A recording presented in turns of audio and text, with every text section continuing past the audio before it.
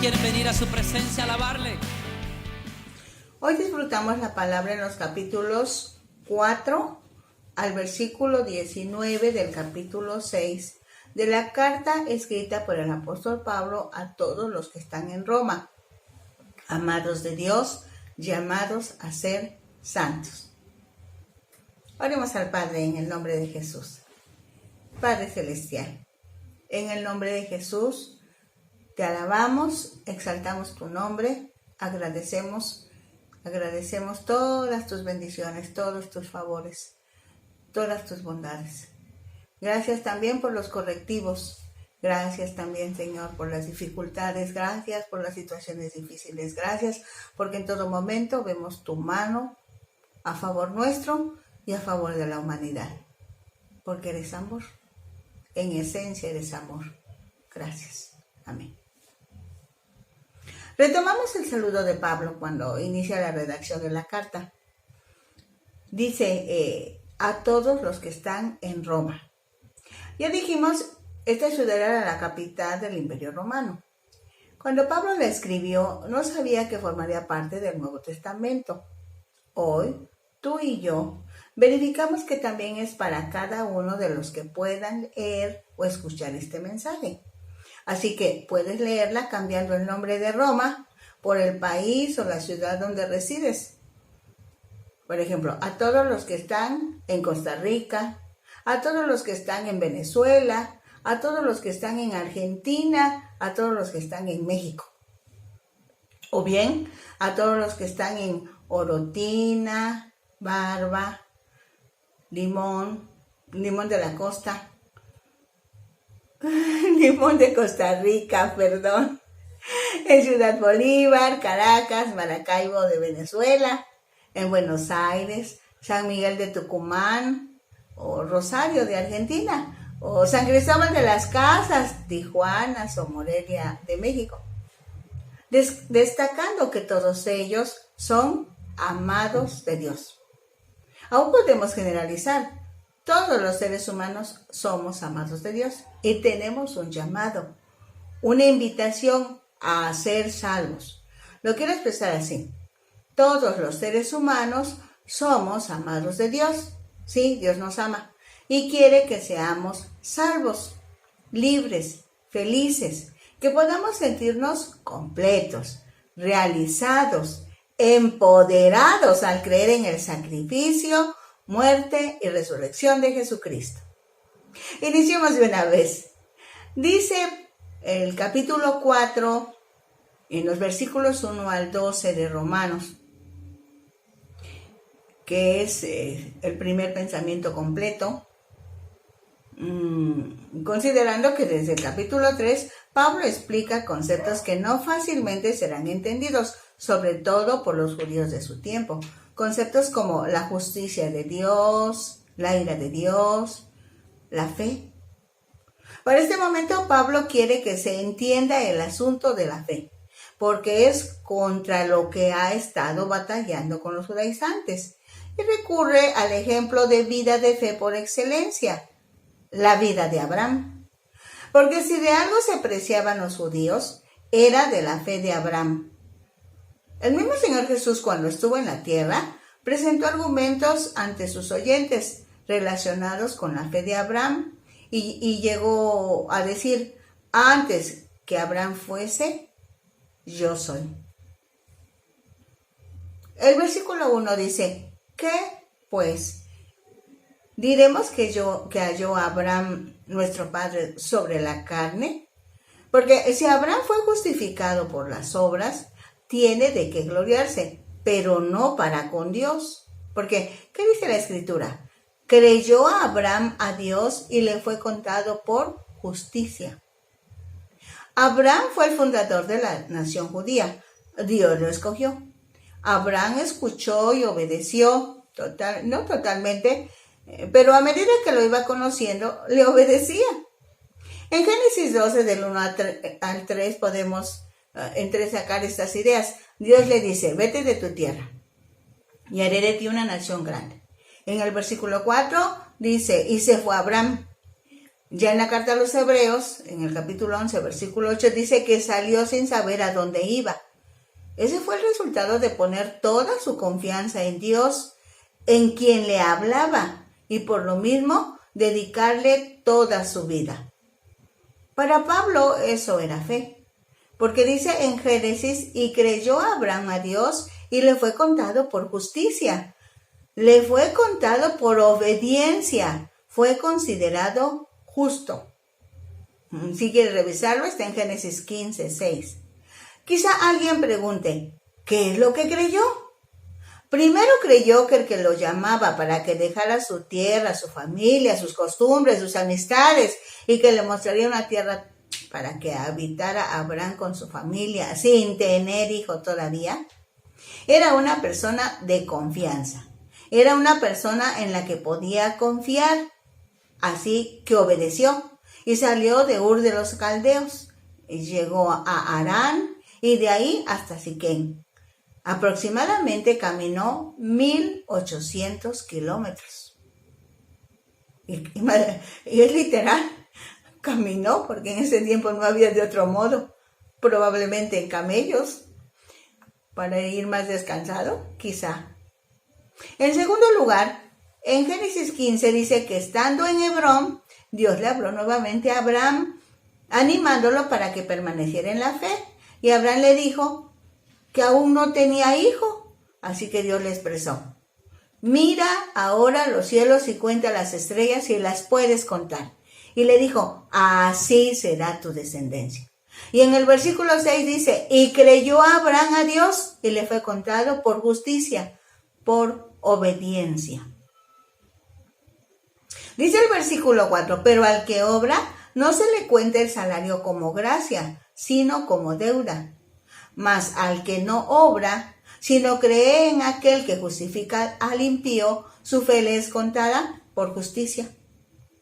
En el tiempo en el que Pablo estaba escribiendo esta carta, el principal obstáculo para que los judíos pudieran creer al Evangelio de Jesucristo es que un grupo de ellos estaban empecinados en que los que creyeran en Jesús como su Salvador también tenían que obedecer los mandamientos que contiene la ley de Moisés, sobre todo la circuncisión. Cuando Pablo les habla de la salvación por gracia, los judíos muestran su desacuerdo. Es por ello que tiene que mencionar a un hombre que vivió muchos años antes que Moisés, con quien Dios hizo un pacto también, que era el pacto que los judíos defendían a capa y espada, dejando de lado el pacto de Dios con Abraham, aunque también a Abraham ellos respetaban y mencionaban constantemente como el padre de la nación judía. Al citar a Abraham, demuestra que la salvación por fe no es una enseñanza nueva, sino lo que las Escrituras enseñaban desde el principio, además de que le permite explicar qué es la fe. Hace un contraste con las obras, diciendo que las obras implican una situación de obligación. Una persona que trabaja debe recibir el pago por su trabajo, pero la fe implica una situación en la que se da gratuitamente, porque Dios es tan bueno que buscó la forma de justificar al impío, contra el que debe sentir rechazo, enojo, ira. Lo único que se necesita es que ese malvado le tenga confianza a Dios, le crea que su deuda está pagada. Esto es gracia que le permite al impío ser justificado por la fe en Jesucristo. En el versículo 6 leemos: como también David habla de la bienaventuranza del hombre a quien Dios atribuye justicia sin obras, diciendo: bienaventurados aquellos cuyas iniquidades son perdonadas y cuyos pecados son cubiertos. Bienaventurado el varón a quien el Señor no inculpa de pecado. ¿Es pues esta bienaventuranza solamente para los de la circuncisión o también para los de la incircuncisión? Porque decimos que a Abraham le fue contada la fe por justicia. Ahora Pablo echa mano de los escritos. Así se llama entre los judíos este grupo de lecturas de la palabra. Ahí están los salmos. En este caso es el Salmo 32.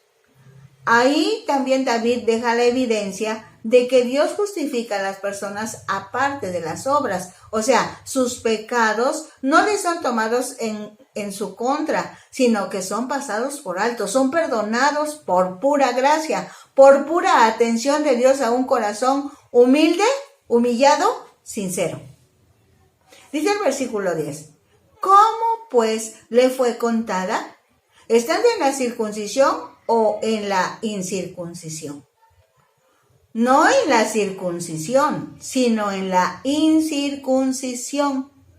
Y recibió la circuncisión como señal, como sello de la justicia de la fe que tuvo estando aún incircunciso, para que fuese padre de todos los creyentes no circuncidados, a fin de que también a ellos la fe les sea contada por justicia. Y padre de la circuncisión, para los que no solamente son de la circuncisión, sino que también siguen las pisadas de la fe que tuvo nuestro padre Abraham antes de ser circuncidado. Ahora bien, del tiempo en que Abraham creyó a Dios y le contó por justicia, que está en Génesis 15:6, al tiempo en que Dios le dijo que fuera circuncidado él y los varones de su casa, para ese tiempo ya había nacido Ismael, su hijo. Habían pasado más de 25 años. Algunos aseguran que exactamente fueron 29 años. Eso lo encontramos en Génesis 17, del 10 al 14. Así que la circuncisión es una señal de la justicia que Abraham ya tenía, porque había confiado en Dios, había ejercido la fe. Por eso es padre de todos los creyentes, pues al igual que todos los cristianos gentiles, fue justificado sin ser circuncidado y, al igual que los cristianos judíos, fue a la vez circuncidado y justificado por la fe. Entonces, no es solamente padre de la nación judía, sino padre de todos los creyentes en Cristo, cumpliéndose la palabra que Dios le dijo cuando le hizo el llamado. Serán benditas en ti todas las familias de la tierra. Eso está en Génesis 12:3. Ahora vamos a los versículos 13 al 15 del capítulo 4. Porque no por la ley fue dada a Abraham o a su descendencia la promesa de que sería heredero del mundo, sino por la justicia de la fe. Según este pasaje, la promesa dependía de la gracia o regalo de Dios y de la fe de Abraham. Los descendientes de Abraham entonces son los que confían en Dios a la manera de Abraham, no los que han sido circuncidados. Dice el versículo 14, porque si los que son de la ley son herederos, vana resulta la fe y anulada la promesa. Los judíos creían que gozaban de los privilegios de la bendición de Dios y que no recibirían castigo. Pero Pablo les dice lo contrario, es por fe solamente. Dice el versículo 15, pues la ley produce ira, pero donde no hay ley, tampoco hay transgresión. Ya dijimos que la ley originalmente fue un destello de gracia para la nación hebrea, pero con el tiempo significó una serie de reglas que debían obedecerse. Incluso la circuncisión perdió su sentido original. Y no se diga la violación a los mandamientos como no tendrás dioses ajenos, no dirás falso testimonio, honra a tu padre y a tu madre, no codiciarás. Así que el pueblo de Dios pasó a ser el que daba ejemplo de cómo pecar contra Dios. Es la razón por que dice que produce ira, pues la ira es la respuesta de Dios al pecado debido a su santidad. Por otro lado, si no existe una ley, no se puede desobedecer y los gentiles no tienen una ley para obedecer. Pero sí tienen conciencia moral y muchas veces su conducta es mejor que la conducta de los que conocen la ley. No obstante, todos y cada uno seremos tratados según el conocimiento y las experiencias que hayamos tenido con Dios.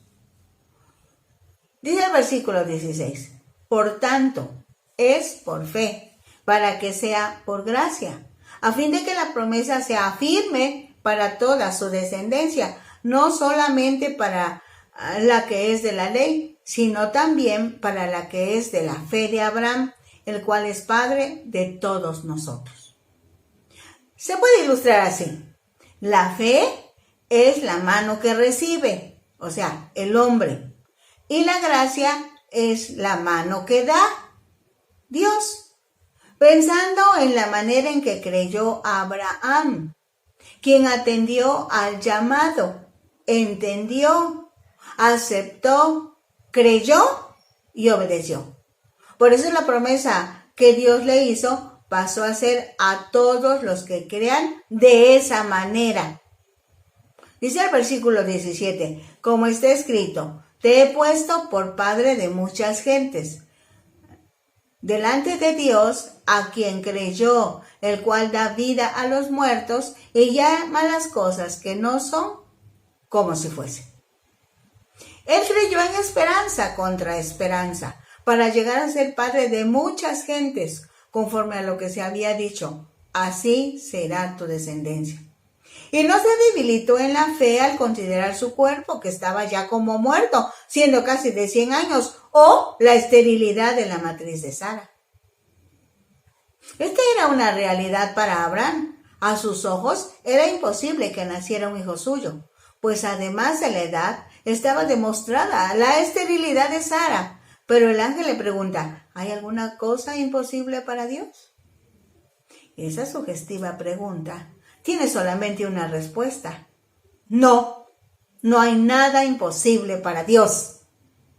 Dice el versículo 20, tampoco dudó por incredulidad de la promesa de Dios, sino que se fortaleció en fe, dando gloria a Dios, plenamente convencido de que era también poderoso para hacer todo lo que había prometido, por lo cual también su fe le fue contada por justicia. La justicia de Dios es proclamada por Jesús como un don para aquellos a quienes se concede el reino de Dios. En el Nuevo Testamento, el hombre, a pesar de ser pecador e injusto, si confía en Jesucristo y su obra de expiación, recibe la justicia de Dios, es decir, se le concede una relación verdadera con Dios, que comprenda el perdón de todo pecado y una posición moral nueva ante Dios en unión con Cristo. El versículo 23 dice, y no solamente con respecto a él se escribió que le fue contada, sino también con respecto a nosotros, en quienes ha de ser contada, esto es, a los que creemos en el que levantó de los muertos a Jesús, Señor nuestro, el cual fue entregado por nuestras transgresiones y resucitado para nuestra justificación. Pablo cierra con broche de oro su exposición de la fe de Abraham citando nuevamente Génesis 15:6. Le fue contado por justicia. Pues ahora, al igual que Abraham, nosotros también creemos en Dios que da vida a los muertos, específicamente en Dios que resucitó de entre los muertos a Jesús nuestro Señor. Pues haciendo eco de Isaías 53:12 que dice, habiendo él llevado el pecado de muchos, continúa expresando que fue entregado por la causa de que fue entregado es por los pecados y se necesitaba que esos pecados fueran perdonados, pero también debía resucitar con el propósito de proveer para nuestra justificación. La justificación, según Pablo, es la acción de Dios de remitir los pecados de los hombres culpables y considerarlos justos gratuitamente por su gracia, mediante la fe en Cristo, quien vino a la tierra, tomó forma humana, cumplió toda la ley y sufrió la crucifixión derramando toda su sangre en representación de los hombres. Tremendo este capítulo 4. Vamos al versículo 1 del capítulo 5 de la carta de Pablo a los Romanos. Maravillosa joya. Dice, justificados pues por la fe, tenemos paz para con Dios por medio de nuestro Señor Jesucristo. Justificados quiere decir que hemos sido declarados justos, inocentes, sin pecado, Esto sucedió porque creímos en el sacrificio, muerte y resurrección de Jesucristo. Eso quiere decir por la fe. El resultado de haber sido justificados es que ahora tenemos paz para con Dios por medio de nuestro Señor Jesucristo. Esa paz con Dios solo es posible porque Jesús con su muerte en la cruz pagó el precio de nuestros pecados, aunque no necesariamente es falta de conflicto, pues al estar bien con Dios en automático somos asediados por el diablo porque es mentiroso y padre de mentira. Dice el versículo 2, por quien también tenemos entrada por la fe a esta gracia en la cual estamos firmes y nos gloriamos en la esperanza de la gloria de Dios. Como creyentes tenemos un lugar de privilegio, pues Dios nos declara sin culpa y además nos lleva cerca de Él. Por eso dice que nuestra esperanza es disfrutar de su gloria. Dice el versículo 3, y no solo esto, sino que también nos gloriamos en las tribulaciones, sabiendo que la tribulación produce paciencia, y la paciencia prueba, y la prueba esperanza, y la esperanza no avergüenza, porque el amor de Dios ha sido derramado en nuestros corazones por el Espíritu Santo que nos fue dado. Encontramos dos situaciones muy marcadas. La primera es que creímos en Jesús y por eso conseguimos el adjetivo de justos, justificados, aceptados por el Padre en el nombre de Jesús. La segunda es que si bien somos aceptados por Jesús, inicia una etapa de crecimiento en Cristo y cada vez nos pareceremos más a Él. Por lo anterior, parece que enfrentamos una serie de contrastes. Somos reyes y tenemos responsabilidades de esclavos. Disfrutamos la presencia de Cristo y enfrentamos la opresión del pecado. Disfrutamos la buena relación con Dios, pero diariamente tenemos la oportunidad de resolver problemas que nos ayudan a crecer en la fe. Esto nos ayuda a ti y a mí para que las situaciones difíciles que se nos presenten sean resueltas con ayuda del Espíritu Santo en nuestras vidas. Pues cada vez conoceremos a Jesucristo y recibiremos su ayuda para crecer sanos en la fe de Jesucristo. La participación del Espíritu Santo es definitiva en nuestro andar y desarrollo cristiano, ya que el diseño de Dios es que crezcamos a base de las experiencias que adquirimos en el diario vivir. Nos sentimos en la gloria. Nos gloriamos en las tribulaciones. No porque nos agrade el dolor que nos origina, sino que Dios las usará para fortalecer nuestro carácter, lo que permitirá comprobar que estamos creciendo, pues cada vez seremos pacientes. Así estará comprobado que nuestra esperanza está en Dios. Para muchos esto no es muy grato, pero quiero decirles que es necesario. Es un proceso y los procesos muchas veces no son tan cortos, porque se van a cortar en la medida que nosotros vayamos cumpliendo. Ahora viene Romanos 5 del 6 al 11. Hagamos una observación.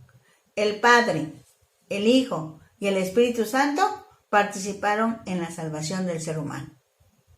Veamos cómo. El Padre nos amó de tal manera que envió a su Hijo, a su ungido, dice Juan 3:16. Jesús dice, yo rogaré al Padre y os dará otro consolador, en Juan 14:16.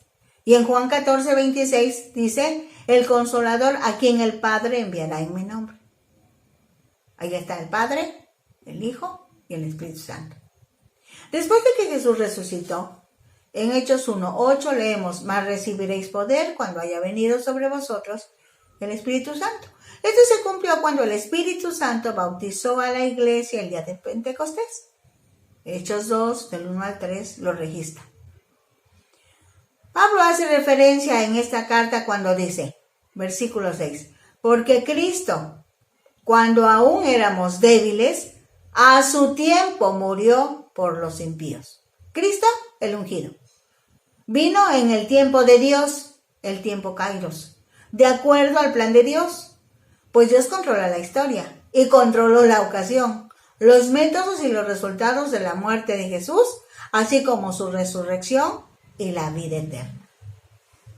Dice el versículo 7, ciertamente apenas morirá alguno por un justo, con todo pudiera ser que alguno osara morir por el bueno. Como una demostración de solidaridad humana con alguien que haya hecho una gran proeza o que el alto sentido de responsabilidad le diera la oportunidad de ocupar el lugar del otro. Dice el versículo 8, mas Dios muestra su amor para con nosotros en que siendo aún pecadores, Cristo murió por nosotros. Dios nos ama. Por eso envió a su Hijo a morir en la cruz, ocupando el lugar de castigo que nos correspondía. Es la máxima prueba de amor, pues éramos pecadores, enemigos de Dios, y aún así envió a su Hijo para que ocupara nuestro lugar. Dice el versículo 9, pues mucho más, estando ya justificados en su sangre, por él seremos salvos de la ira. La ira de Dios es su respuesta al pecado, pero el amor de Dios va más allá de la satisfacción de la justicia y establece un lazo de unión en la sangre de Cristo que asegura una vida victoriosa desde dos ángulos. El primero, la sangre de Cristo legalmente nos reconcilia con el Padre. Eso mismo nos da fuerzas para nuestro triunfo continuo sobre el pecado.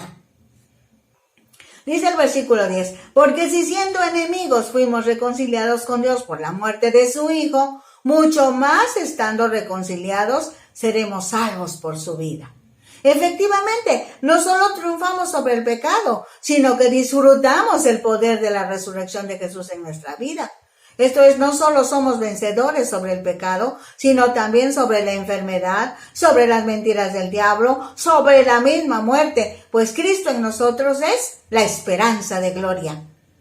Dice el versículo 11, y no solo esto, sino que también nos gloriamos en Dios por el Señor nuestro Jesucristo, por quien hemos recibido ahora la reconciliación. Sí, el primer y gran paso lo dio Dios al iniciar en nosotros el camino a la reconciliación. Él tomó la iniciativa, lo decidió desde la eternidad. El plan de salvación es eterno. Bendito sea su santo nombre. Dice el versículo 12 al 14. Por tanto, como el pecado entró en el mundo por un hombre, y por el pecado la muerte, así la muerte pasó a todos los hombres, por cuanto todos pecaron. Podemos la naturaleza pecaminosa de Adán. Dice el versículo 13, pues antes de la ley había pecado en el mundo, pero donde no hay ley, no se inculpa de pecado. No obstante, reinó la muerte desde Adán hasta Moisés, aun en los que no pecaron a la manera de la transgresión de Adán, el cual es figura del que había de venir. Recordemos que muerte es igual a la separación de Dios. Adán deliberadamente desobedeció a Dios y Dios lo sacó del huerto, lo sacó de su presencia. Por eso dice, reinó la muerte desde Adán hasta Moisés. Así que toda la humanidad había sido hallada culpable a causa del pecado de Adán y por ello era castigada, no porque desobedeciera voluntariamente la ley, pues todavía no existía esa ley. Pablo dice que no pecaron como lo hizo Adán, o sea, no pecaron al desobedecer un mandamiento verbal y específico de Dios, pero sí debemos considerarlo como un anticipo o modelo de otro que vendría después. Así como Adán representa a la humanidad creada, Cristo representa a la humanidad espiritual. Ahora tenemos los versículos 15 al 17. Dice el versículo 15, pero el don no fue como la transgresión, porque si por la transgresión de aquel uno murieron los muchos, abundaron mucho más para los muchos la gracia y el don de Dios por la gracia de un hombre, Jesucristo. Adán desobedeció a Dios, por eso lo sacó de su presencia, y en consecuencia su descendencia nació fuera de la presencia de Dios. Eso quiere decir, murieron. Ahora bien, en lugar de continuar con esa forma de ser que todos los humanos estuvieran separados de Dios por siempre, Dios le regaló a la descendencia de Adán, por medio de Jesucristo, el poder regresar a Dios.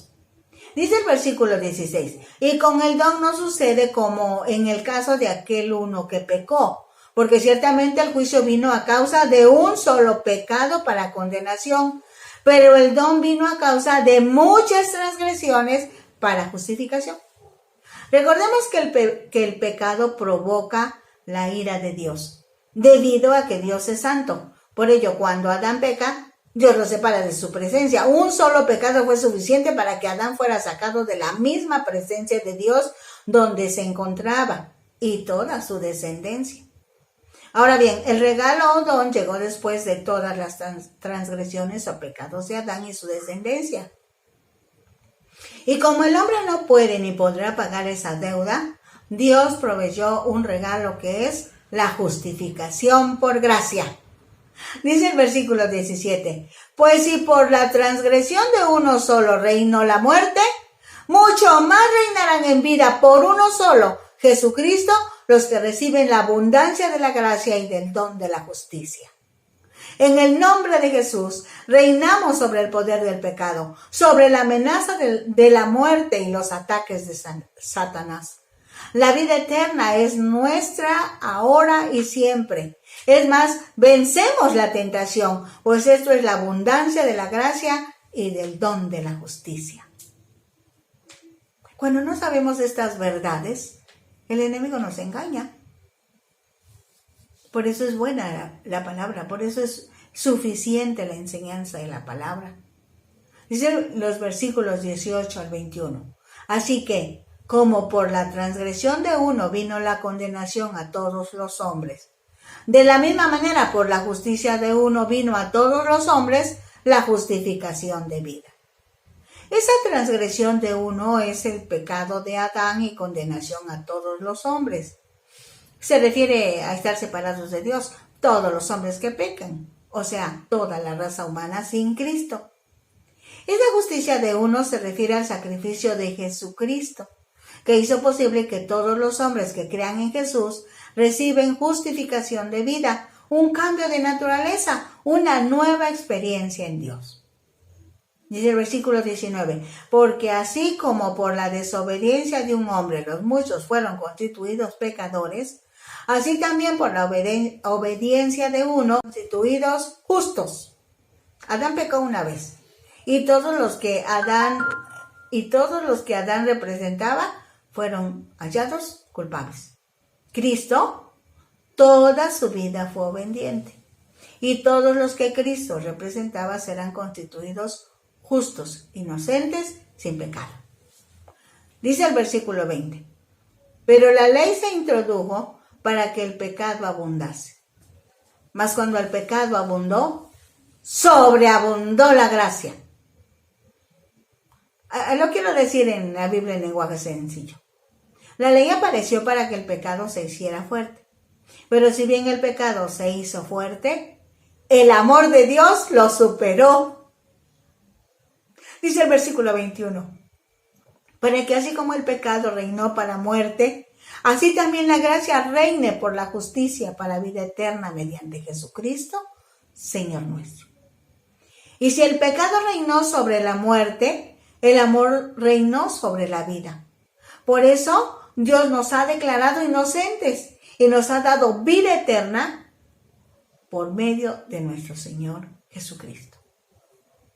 Es muy interesante descubrir que la sección que se encuentra del capítulo 6, versículo 1 al capítulo 8, versículo 39, Pablo analiza la santificación.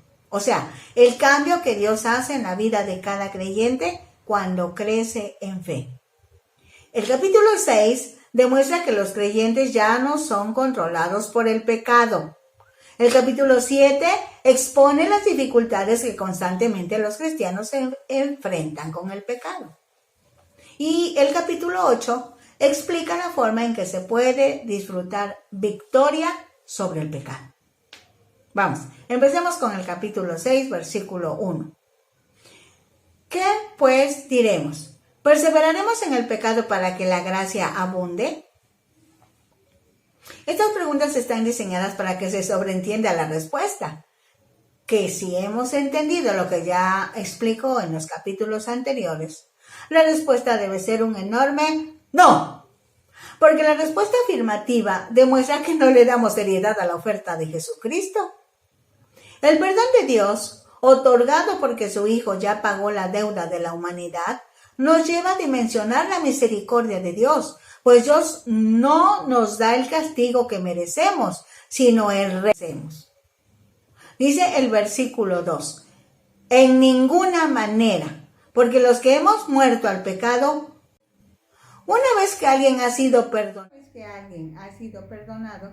lo menos que quiere hacer es volver a pecar, pues el pecado es totalmente destructivo, es odioso, es contrario al Evangelio y es el ejercicio de la voluntad humana con la ayuda del Espíritu Santo lo único que se necesita para decir no al pecado.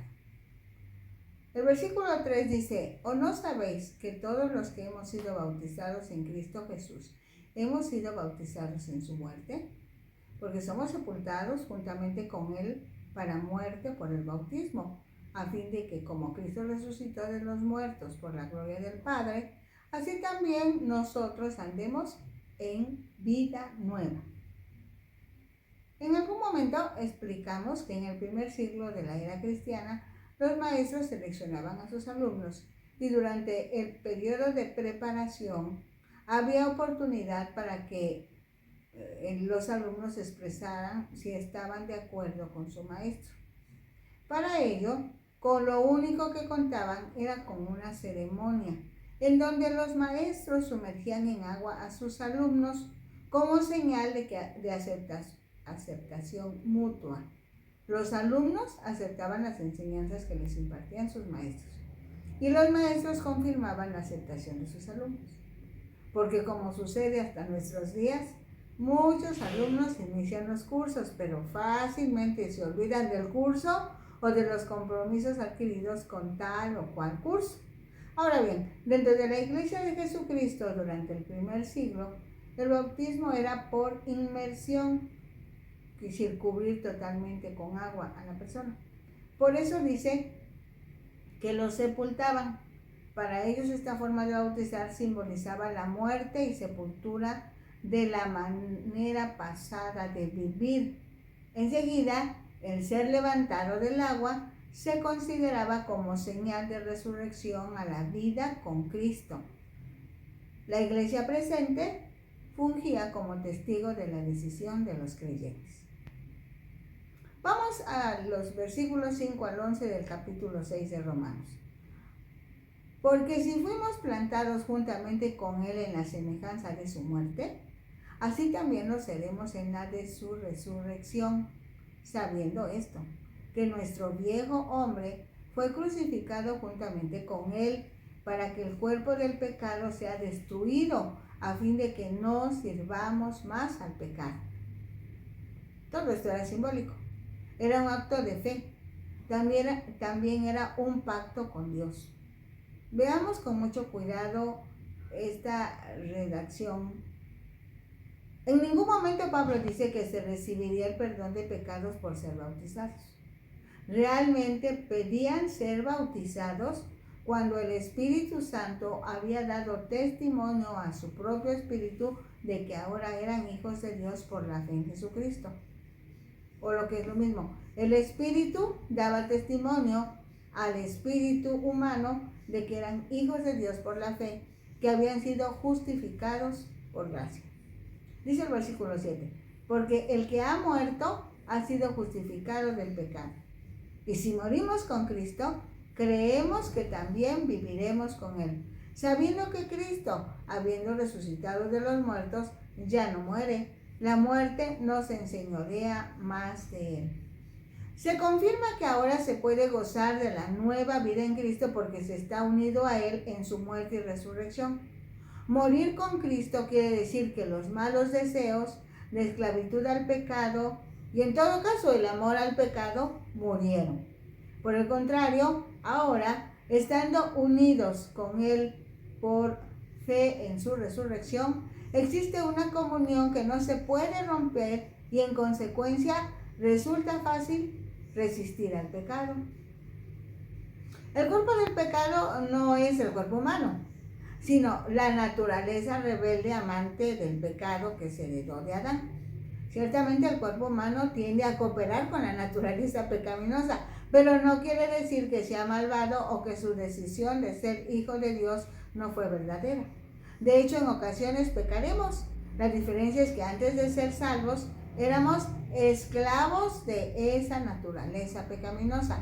Pero ahora existe la posibilidad de decidir vivir para Cristo, porque la fuerza que ejercía el pecado en la conducta humana se terminó cuando se tomó la decisión de vivir para Cristo. Dice el versículo 10, porque en cuanto murió al pecado, murió una vez por todas, mas en cuanto vive, para Dios vive. Así también ustedes considérense muertos al pecado, pero vivos para Dios en Cristo Jesús, Señor nuestro. Porque Cristo murió y resucitó, sus discípulos no temen a la muerte. Antes, ahora, se disfrutará el compañerismo con Jesús y la obediencia a su palabra, que está en los evangelios. Todo esto se manifestará en todas las áreas de la vida humana, entre los miembros de la familia consanguínea y de la familia de Dios, en el trabajo, en el descanso, durante el estudio bíblico, en la oración, en la vida de adoración que ahora le caracteriza y que se demuestra en el servicio a favor de los demás. Tendrá una comprensión tan clara de la vida en Cristo que no temerá a la muerte física, pues espiritualmente pasó de muerte a vida. El versículo 12 del capítulo 6 de Romanos dice: no reine pues el pecado en vuestro cuerpo mortal, de modo que lo obedezcan en sus concupiscencias. Ni tampoco presenten sus miembros al pecado como instrumentos de iniquidad, sino preséntense ustedes mismos a Dios como vivos entre los muertos y sus miembros a Dios como instrumentos de justicia. Es un pensamiento concluyente. Si ya sabes que estás muerto al pecado, no tienes por qué permitir que el pecado se enseñoree de ti. Disfruta tu nueva naturaleza, pues es divina. Dice el versículo 14, porque el pecado no se enseñoreará de ustedes, pues no están bajo la ley, sino bajo la gracia. Recordemos, en Cristo Jesús cumplimos la ley de Dios y más, tal como lo dice el Señor Jesús. Ahora vamos a los versículos 15 al 19. ¿Qué pues pecaremos porque no estamos bajo la ley, sino bajo la gracia? En ninguna manera. ¿No saben que si se someten a alguien como esclavos para obedecerle, son esclavos de aquel a quien obedecen, sea del pecado para muerte o sea de la obediencia para justicia? Pero gracias a Dios, que aunque eran esclavos del pecado, han obedecido de corazón a aquella forma de doctrina a la cual fueron entregados. Y libertados del pecado, vinieron a ser siervos de la justicia. Tengamos presente que cuando estábamos bajo la ley o cuando vivimos sin ley, el pecado era nuestro amo. Está comprobado que la ley no puede ayudar a nadie para que venza el pecado. Es más, por la ley es el conocimiento del pecado.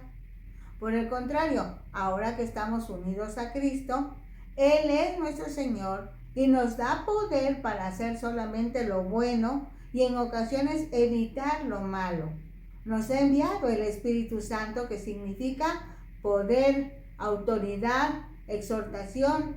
En resumen, vida de Dios para cada uno de los que han resucitado con Cristo, de los que hemos resucitado con Cristo. Dice el versículo 19, hablo como humano, por su humana debilidad, que así como para iniquidad presentaron sus miembros para servir a la inmundicia y a la iniquidad, así ahora, para santificación, presenten sus miembros para servir a la justicia. En este versículo se muestra nuevamente el respeto que Dios tiene para la voluntad humana. Nos anima a ejercerla haciendo un comparativo muy atinado, así como. Se refiere a lo que hacíamos antes de ser cristianos. Así ahora, decide y presenta tus miembros para santificación, para servir a la justicia, a la obediencia, a la verdad. Como el tiempo se agota, vamos a dejarlo hasta ahí. En la siguiente audición terminamos el capítulo 6 y continuamos.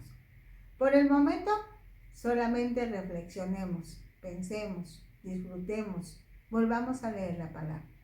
Sí, nos encuentran en Disfruta la Palabra para Facebook, en YouTube a nombre de Rosalén Hernández y en la radio con nuestros compañeros de la radio también. Hay materiales en donde ustedes pueden ser edificados. Bendiciones.